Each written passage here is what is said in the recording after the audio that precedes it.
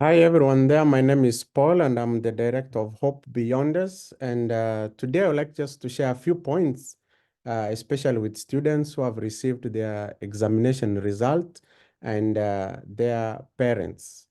And I know that whenever people go for an education and they sit for an exam, and especially main exams or national exams, everyone always hopes for the best, especially in countries where life is structured around the results of those exams. Like the grades that you get is what determines which course you do at university or even to get admission to university. And especially in countries where these opportunities are few and there's a lot of competition.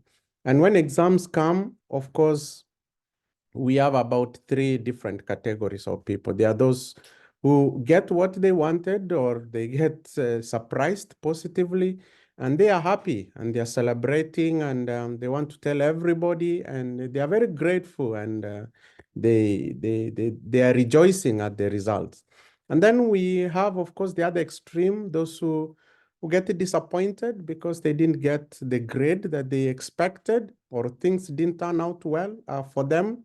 And some really surprised negatively at what they have gotten. Some may be expected, not so much. But of course, the disappointment is there. And there may be people crying right now. People are very sad. Others, you know, feeling so bad about the situation. And of course, category number three, we have those who are just in between. They don't feel anything, maybe they didn't expect anything and whatever they got is what they expected. And they're like, okay, that's life. And we'll see what next. But whichever place you are, whether you are on the extreme positive or extreme negative, or you are in between, I just want to share with us four things about exams. Number one is that results don't define who you are as a person or your potential in life. Don't be cheated. Don't allow that grade on that paper to define who you are or your potential in life. You can get an A, but that does not mean that you will excel in life. Yes, you may not. And still you can get the lowest grade, maybe an F or an E or a D or something in between, and you excel in life. When people sit for exams, there are so many factors that, contribute to what grade you're getting. Maybe some of you are struggling with school fees, you are not in school. Maybe some of you had broken relationships, which contributed to your exams. Some of you were sick. Some of you were in schools, which were maybe the teachers were not doing their best, and maybe the environment around was not the best. Some of you lost loved ones during the exam. So there are many factors that contribute to that grade. So what is written on that grade is not you. You are a different person, and your potential cannot be tied to that grade. Please remember that. So don't cry over the grade, and don't allow anybody to label you according to your grade. And number two is that life is full of opportunities and the challenges. So whatever grade you got, whatever results that you have right now, just know that the world is open and there are opportunities. And in God's grace, He knows that He has, something for each one of us. Because sometimes you can pass, very highly, but then you get challenges in the future and you don't achieve your dreams. And yet someone else may even have a grade you think it's a fail, but then you get better opportunities and you make it in life. So this is not the end of the world, but just know that in life, there are more openings that can come. You just need to open your eyes, be open-minded, and don't just think that life is all about the grade and going to university and doing a particular course. And if you don't do it, that's the end of life. remember, life is full of opportunities. And then number 3 is that it doesn't matter where you start. What is important is actually where you finish. The starting point is always different for different people because, as I said earlier, there are many factors that contribute to our starting points. The kind of school that you went, the kind of teachers you had, the kind of class that you were. What is important is not where you start. It's actually where you finish. Sometimes you find some great people who are CEOs or who are working in very big influential, positions. People don't always ask them, which school did you go to? In fact, they make a joke which school they went to. What they ask is that, what have you achieved? Or which position are you right now? For example, for those who come from Kenya, I can give you a good example. Who knows which school the current president went to? Maybe very few people who have read his biography know which school he went to.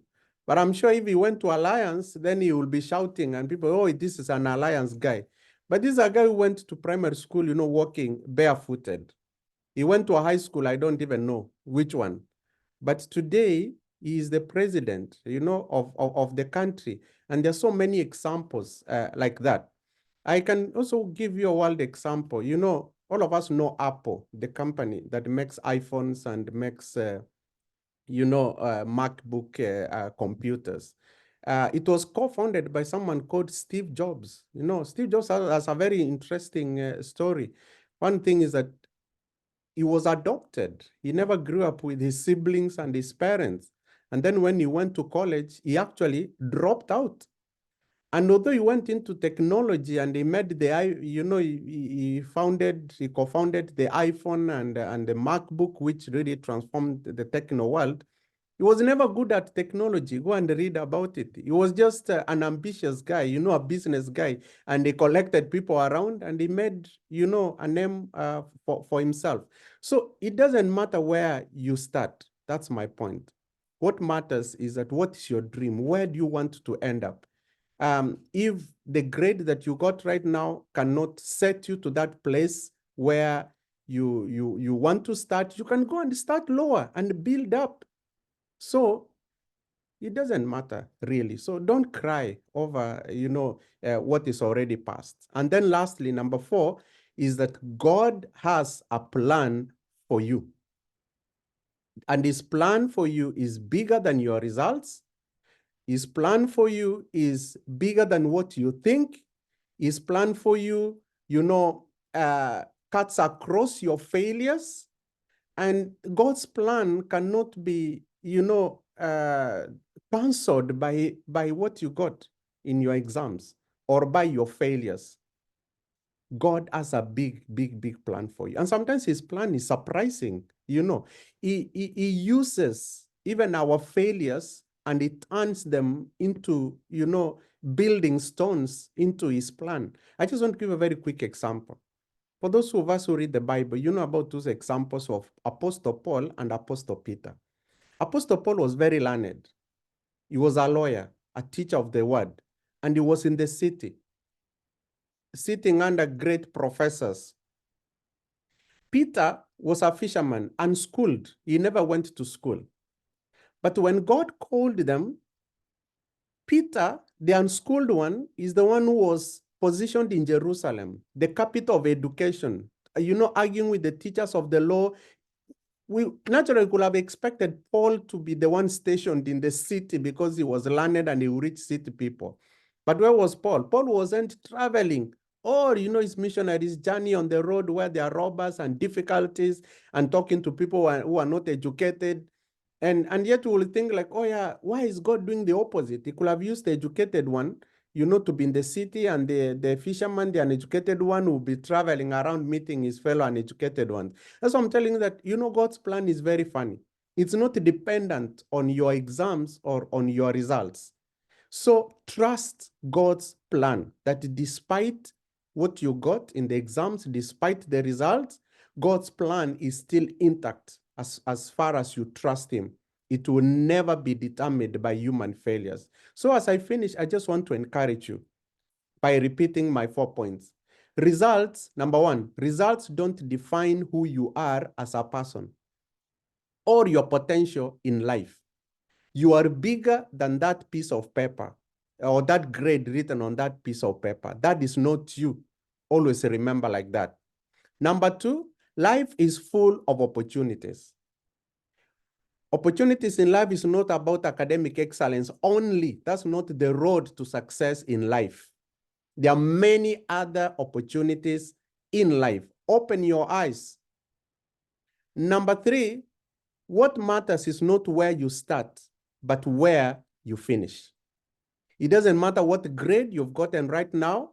What will matter is that what will you do from where you are right now to move on to your dream and finish in a big space. There are people started with big grades, they ended up being drunkards. And there are people started with even a grade which cannot even take you to a college. They just went to tertiary colleges.